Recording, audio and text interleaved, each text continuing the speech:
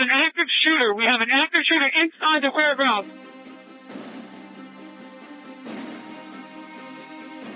Welcome to Active Shooter, a podcast that covers the whys, the hows, and the aftermath of active shooter and mass casualty events. They have an active shooter in the building. A second call says they are being attacked. I've been shot. 169 means we got shots fired at 4:15 AS. Route 91 sounded like an automatic firearm.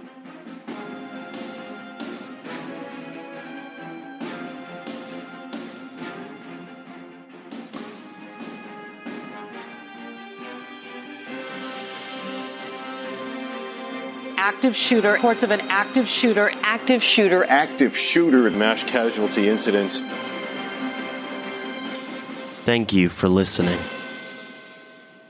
You are listening to Active Shooter, a podcast that may contain adult themes, explicit language, and graphic depictions of violence. Portions of this show may be traumatic for those under 18. Listener discretion is advised. The frantic call to 911 dispatchers came in around 7:30 this morning. Within minutes, officers from Manchester and other surrounding towns, along with the SWAT team, lined up around Hartford Distributors in Manchester. Couldn't have happened at a worse time of day because you got the third shift going off, the first shift coming on, the office staff there, the sales staff there. Inside, responding officers found the gunman, an employee of Hartford Distributors, dead after shooting himself. Police say 8 others were also shot and killed, allegedly all by... We appreciate each listener and encourage listener recommendations and will always remain true to our pledge to never name the shooter, and we'll do our best to bring you these cases in the most caring manner that is respectful to those who were injured and lost their lives. Today's shooting at the Hartford Beer Distributors building resulted in a tremendous loss of life, including 8 innocent individuals with 2 others injured.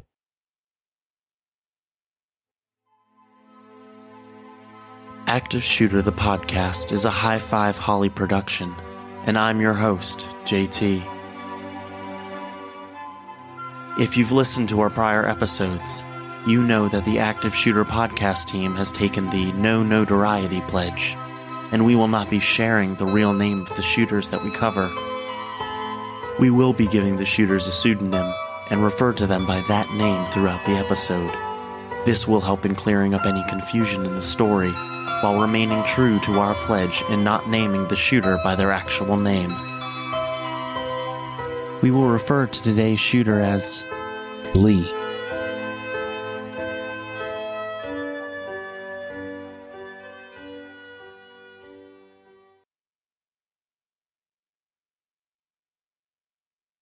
Tuesday, August 3rd, 2010, was a typical hot summer day.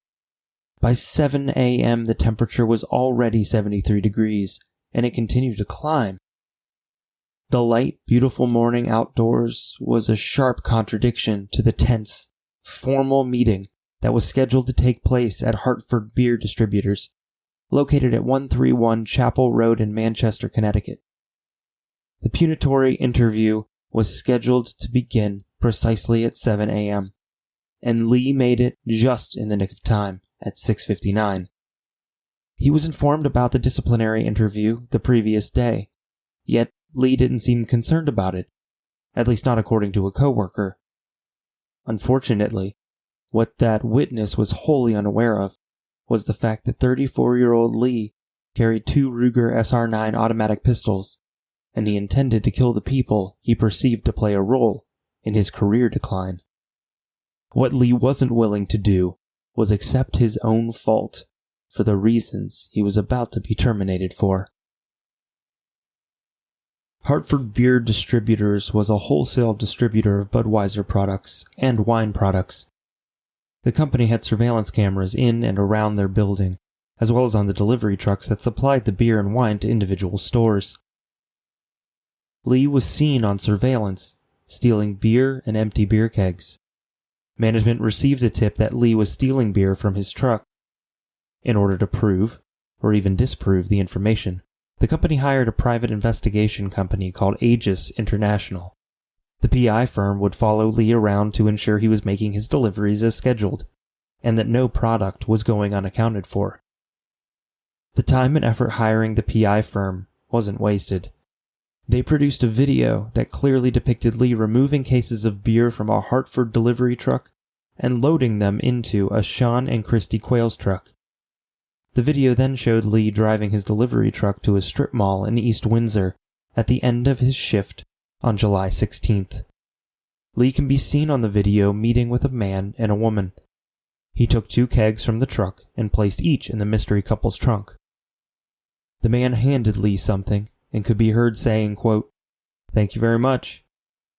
The private investigators followed the mystery couple to their home, where they were able to obtain the couple's address and eventually their names. A week after that incident, specifically July 23rd, the investigators were again following Lee when he drove to the same strip mall as before. Once again, Lee was observed and recorded loading cases of 30 packs of beer into the trunk of a vehicle driven by the same woman as the week earlier. There didn't appear to be a hand-to-hand cash transaction. However, it was absolutely one half of the same couple that Lee was meeting with before, and there was cash in exchange during that transaction. In total, Lee stole 5 cases of beer and 2 empty kegs, which valued at over $400. It's unknown how much he sold the 2 empty kegs for. Management at Hartford contacted the police, who in turn interviewed the mystery couple that Lee sold the empty kegs and beer to. They claimed to have no idea who Lee was, saying they'd never met him before. The Hartford Beer Distributors' upper management wasn't about to let Lee off the hook for these incidents. The plan was to end the employment relationship, effective immediately.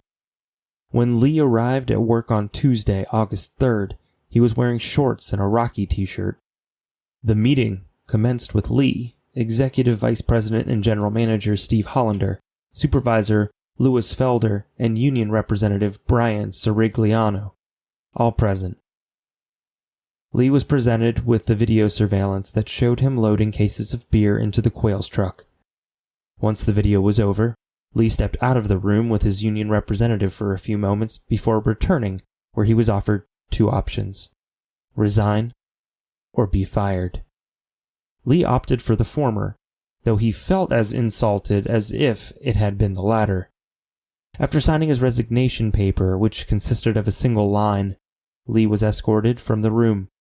The entire ordeal lasted about 10 to 15 minutes, and surely the men in the room felt a sense of relief that the meeting went as well as could be expected. Or so it seemed. As they were walking Lee from the building, he asked if he could stop into the kitchen and get a drink of water and his lunchbox. Louis Felder followed Lee into the kitchen, while the other 2 men continued down the hall. Inside the kitchen, Lee proceeded to collect his lunchbox, which contained his 2 Ruger pistols. He slowly drew one gun from the lunchbox, turned, and opened fire. Out in the hallway, Steve Hollander heard Louis yelling, "No, you can't," which was followed by a very loud bang. Steve ran towards a nearby office where he heard Union Rep Brian Sirigliano screaming, "No, no!" and yet another loud bang. Lee fired his gun at Louis, but the bullet managed to graze Steve Hollander before ultimately killing Louis Felder. There were approximately 50 employees in the building when the shooting started. Steve Hollander ran down a long hallway until he reached another office, which is where he sought shelter. At 7:25 and 38 seconds in the morning, Steve made the first 911 call. Sir, stay on the line with me. My partner all over the place. Okay. How many people got shot? I don't know. Okay, you don't know. And you're shot where? In my head. You're shot in the head? Yeah. And what's your name? My name is Steve Hollander. Okay. Who's the person shooting people again? His name is... Only 1 second later, another camera showed Douglas Scrudden slumped over on the forklift he operated moments before. He was shot and instantly killed, which caused his foot to fall on the accelerator, which forced the forklift to crash into a wall. tires catching fire after striking an electrical conduit. Lee also shot Victor James in the warehouse, along with Craig Papin, though neither was captured on video. About 9 seconds after Lee exited the camera's view, Francis Fazio entered camera view.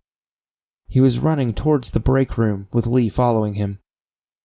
Francis headed toward the trash compactor where William Ackerman was working. Lee shot them each 3 times.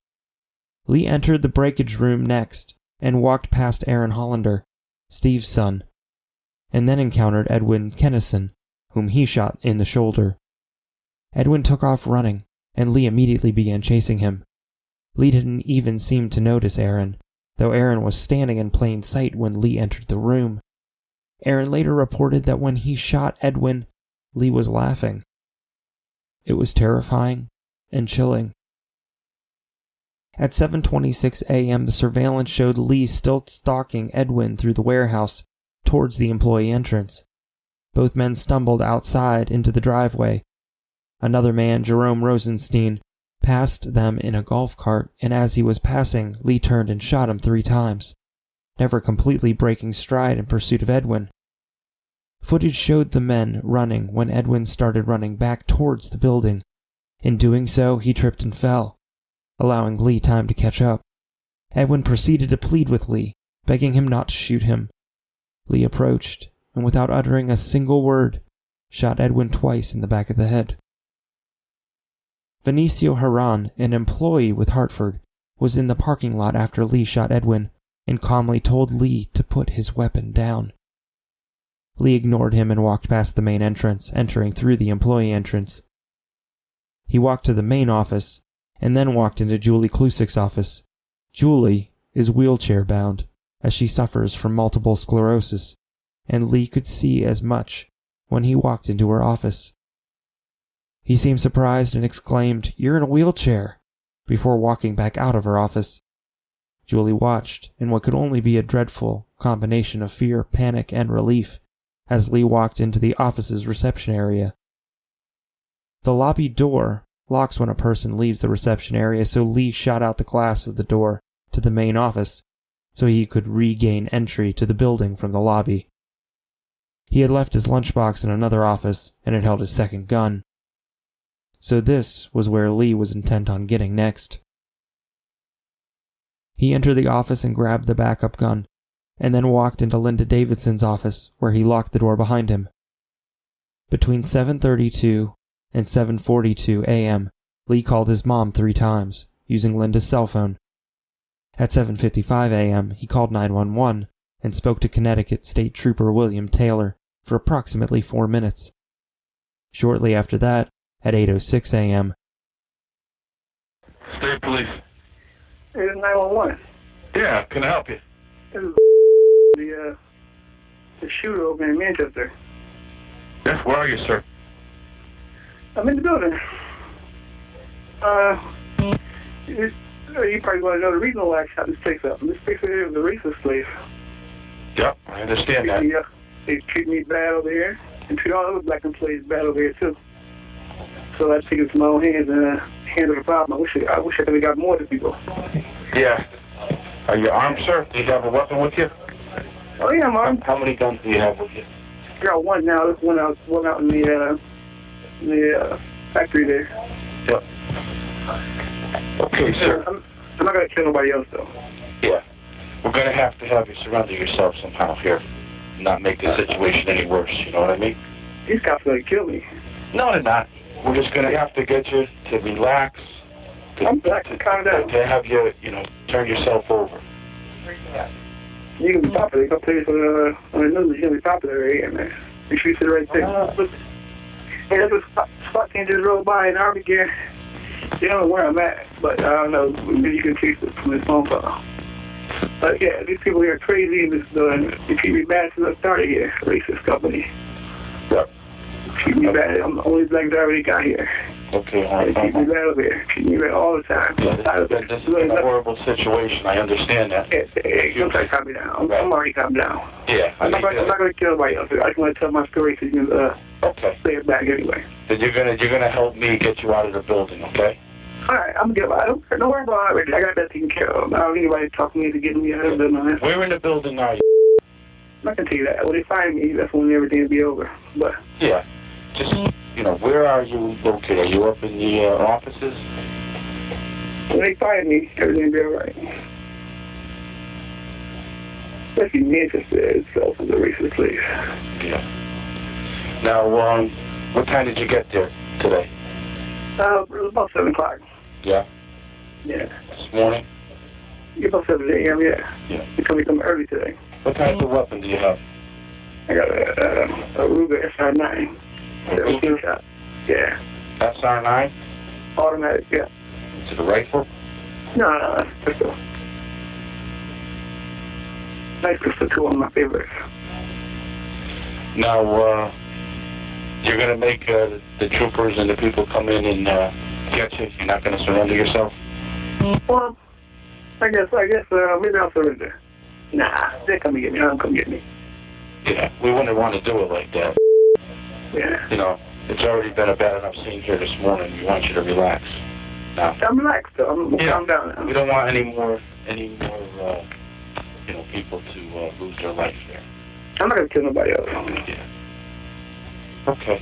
I'm not coming out where I'm at. I'm not coming out there to find me. Probably for some dogs or whatever. I don't know what they do. Anyway. 17 shots. How much ammunition you have with you? I got a lot of shots left. Oh. What's that? All right. I guess this conversation is over. I have to take care of business. Tell my people I love them. Yeah. And I got to go now. Yeah. I really want you to help me stop this situation. Okay? Okay. If you work with me, we'll get this to stop. Okay? Oh.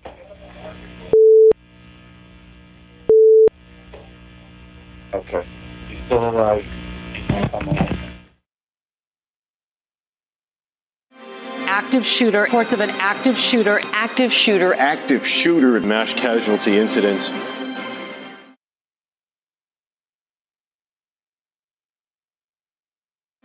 Active shooter. Reports of an active shooter. Active shooter mass casualty incidents. Police surround the office and holler for Lee to come out with his hands up. In an anxious tone of voice, Lee calls out several times that he is coming out, yet he never does. Minutes later, the police heard what they described as a muffled popping sound. 3 teams of police units entered the building at 8:12 a.m. and located Lee in a corner office on the southwest end of the building. He was dead from a self-inflicted gunshot wound to the back right side of his head. Lee was actively shooting for about 3 minutes total. Police responded very quickly after the first 911 call and entered the building less than an hour later. One of the first officers to respond discovered a person laying at the front door entrance of the facility. The person was gravely injured, so the police officer picked the man up and placed him on the hood of his patrol vehicle and drove, carefully, to get medical attention for the man. Employees ran in every direction. They ran for their lives. Some fled to the parking lot and hid underneath cars. Others ran into the nearby woods, seeking shelter behind trees and anything else that would obscure them from view. Steve described Lee later as being, quote, cold as ice, and calm as he walked through the building, shooting and killing innocent people as they worked. Later, the bomb squad arrived and swept Lee's car, locating no explosive devices, though they did find another firearm, a rifle. A family reunification center was established at Manchester High School, as it was closed for the summer break, leaving it free of vulnerable students. Police called in chaplains, staff from Manchester Memorial Hospital, a critical stress debriefing team, and the social service department. Emergency responders from East Hartford, Vernon, Newington, South Windsor, and the state police responded, without being asked. There was a terrifying emergency situation, and that was what they signed up to do. Serve and protect, no questions asked. Brian Sirigliano, Lee's union rep, had a bad feeling before that meeting. He even confessed to his brother the night before the shooting that he was concerned and was anxious about it. He was apprehensive, yet he still showed up, ready to be a representation for Lee's own interests.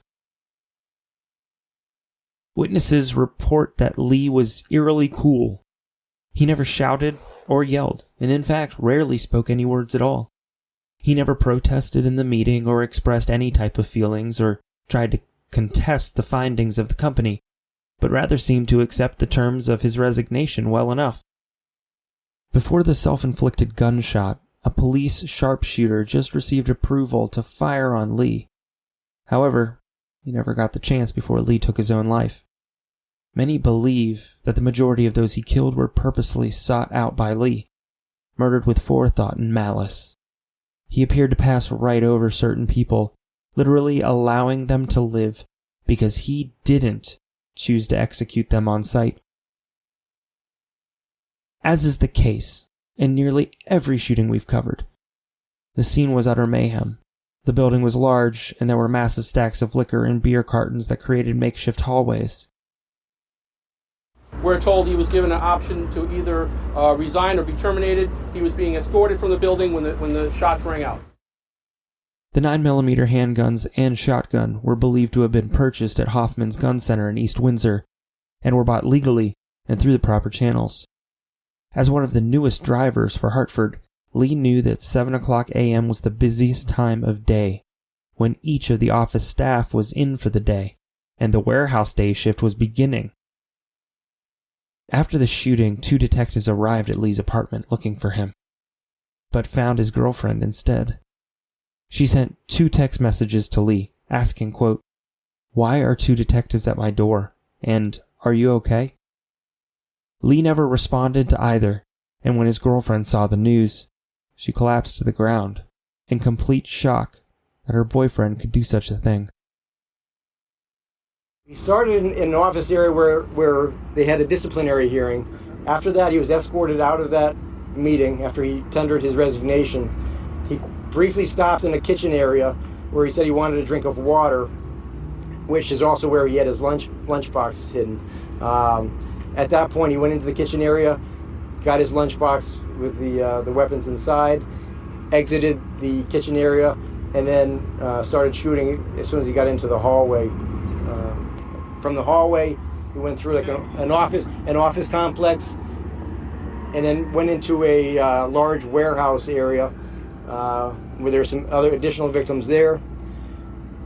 He then chased one or more victims through the building and out into the parking lot before re-entering the building itself, walking back in.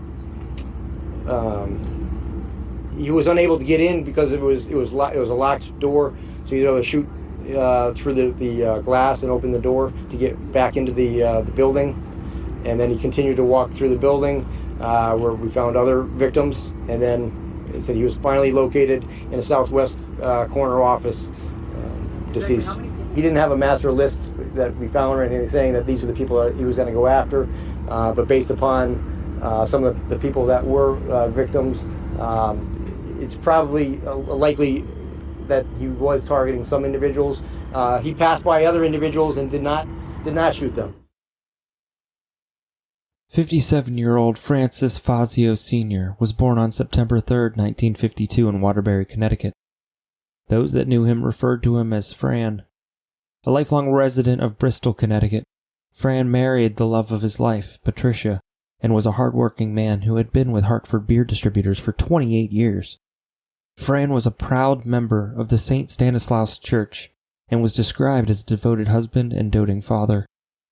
Fran risked his life to warn others about the shooting, and while his 2 children, son Francis Jr. and daughter Gina, must grow up without their beloved father, he died a hero, and someone they could regard as such forever. Francis Fazio Sr. will be greatly missed. Douglas Scruton was born on April 5, 1954, and was only 56 years old when he was senselessly murdered. A dedicated employee of Hartford for over 30 years, Douglas attended school in the local Manchester school district and was a lifelong Manchester resident until he moved to Middleton just before the shooting.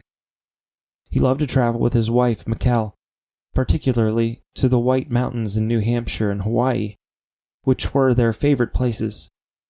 Douglas was also an avid sports enthusiast who was passionate about duckpin bowling and especially loved the Red Sox, New England Patriots, and all Yukon sports teams. Those who knew Douglas said he was a gentle soul and loved nature. He helped animals and was a true friend to many. Douglas will never be forgotten. 49-year-old Edwin Kennison was the youngest of the victims. He went by Eddie and was also a huge sports nut. Eddie was a big fan of the New York Yankees and the Dallas Cowboys, as well as Syracuse University athletic teams. He was born in Hartford, Connecticut, and graduated from Manchester High School in 1980. In 1979, Eddie played in the boys' state soccer tournament and was even named MVP. He was very active in youth sports and was the coach for a few teams. Eddie loved playing too, and was a member of several softball teams, which took up much of his time when he wasn't busy umpiring games. He collected sports memorabilia as well, and you could pretty much sum up that most of Eddie's life revolved around sports. His truest love, though, was his little girl, Ashley. Eddie will be deeply mourned by the sports community and so many others that he devoted himself to. William Ackerman was born in Hackensack, New Jersey, on January 23, 1959. He graduated from Enfield High School, where he was a well-known athlete who played baseball, football, and hockey. William loved gardening, too, along with golfing and hiking. If it was an outdoor activity, chances are William was into it. He was an avid Boston Red Sox fan, but also rooted for the Dallas Cowboys and Yukon football. He lived in Manchester for much of his life, until about 3 years before the shooting when he moved to Broadbrook. William is survived by his best friend and partner Stephanie, and 3 children, Daniel, Nicholas, and Melissa, and they will miss him so much. 51-year-old Brian Sirigliano was born on November 9, 1958, in Newington, Connecticut, where he lived for most of his life. Brian worked at Hartford for 29 years and spent many of those years coaching his daughters in fast-pitch softball. He married his soulmate, Patricia, and they shared 28 years of wedded bliss before his murder.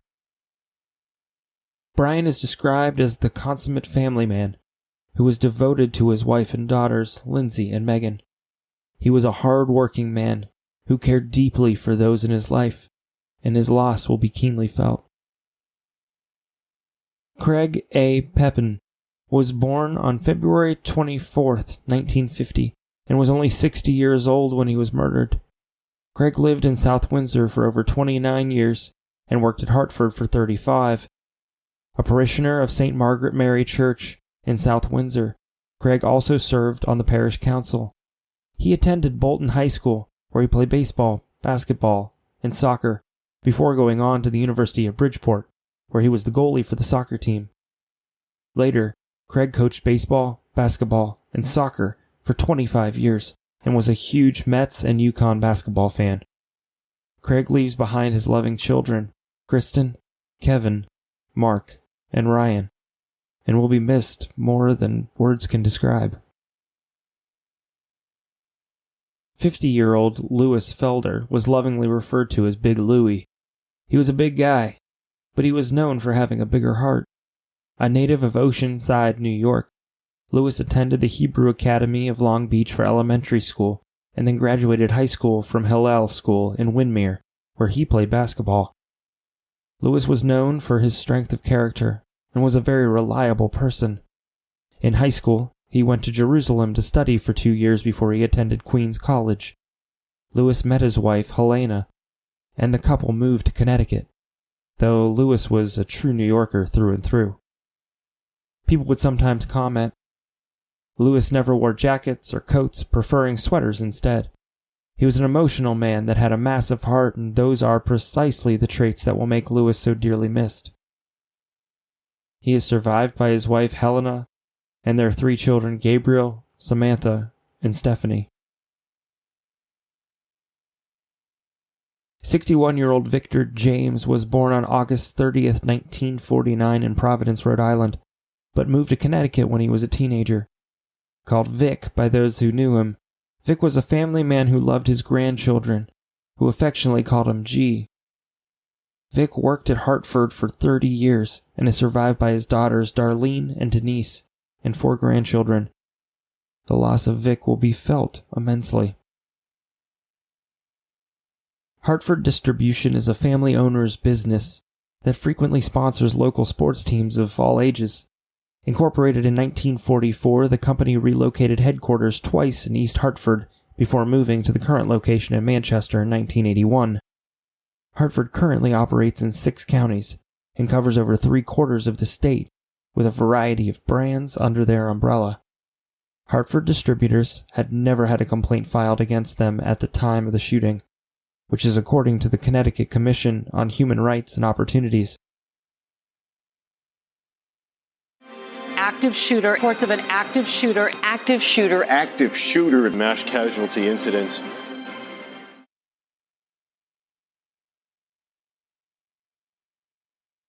Active shooter. Reports of an active shooter. Active shooter mass casualty incidents.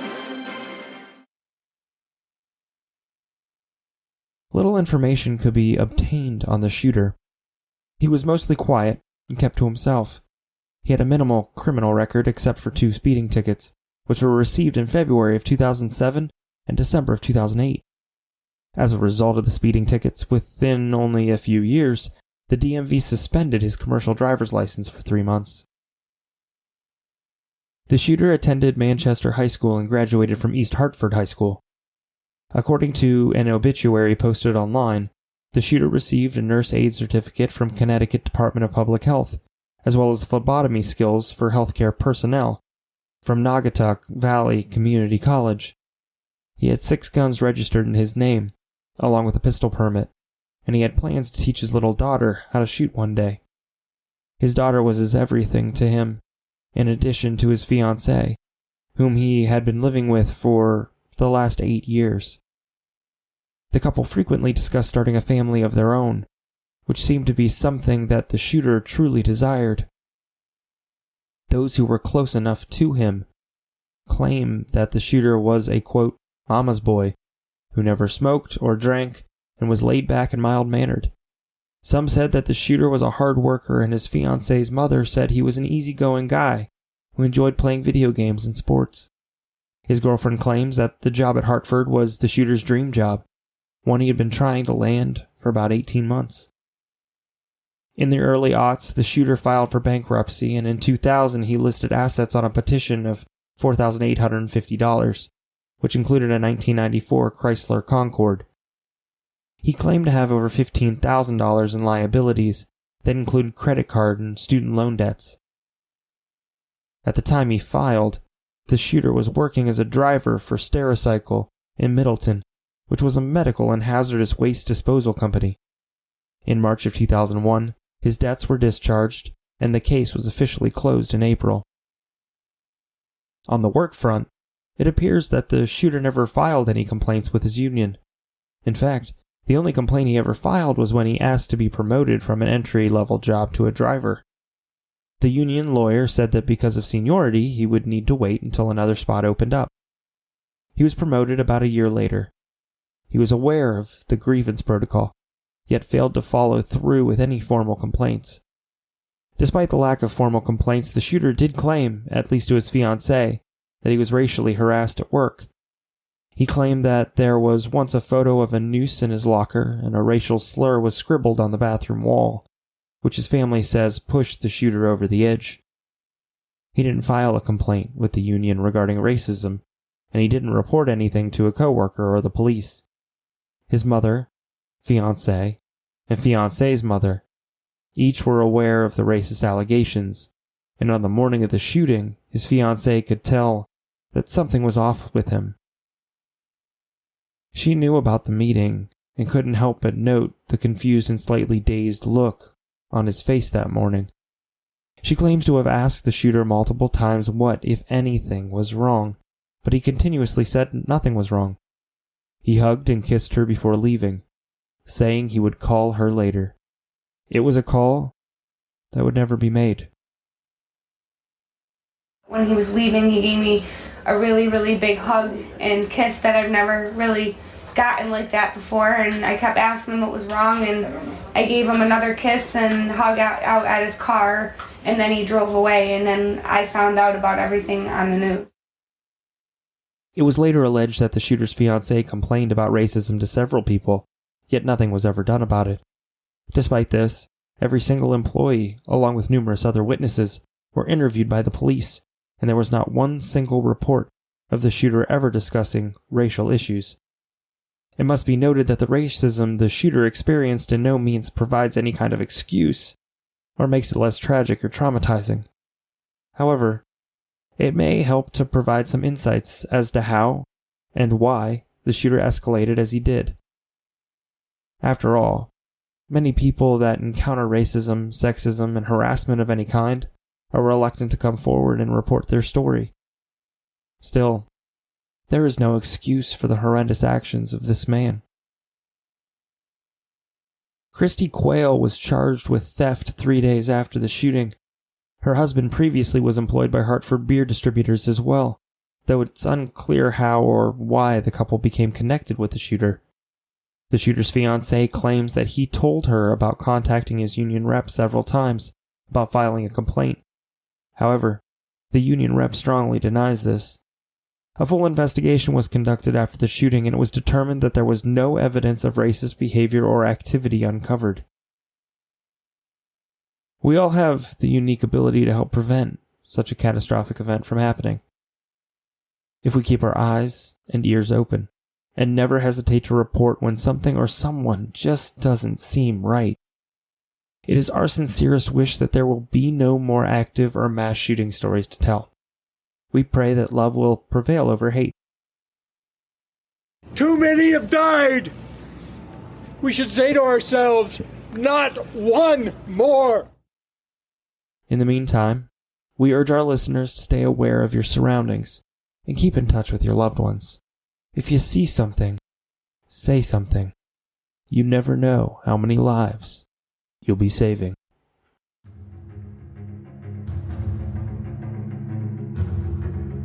Thank you for listening to today's episode of Active Shooter, the podcast. Remember, if you see something, say something. There's no telling how many lives you may be saving. A huge thank you to Darren Curtis, who composed some of the music used in this episode. Check him out at darrencurtismusic.com. DARRENCURTIS music.com. Active shooter. Reports of an active shooter. Active shooter mass casualty incidents.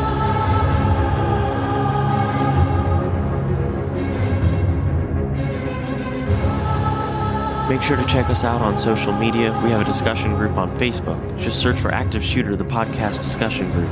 You can also find us on Instagram at Active the Podcast and Twitter at Podcast Active. For just $1 a month, you can get access to ad-free episodes, early release episodes when available, and a shout-out on the show. Just go to patreon.com/Active the Podcast.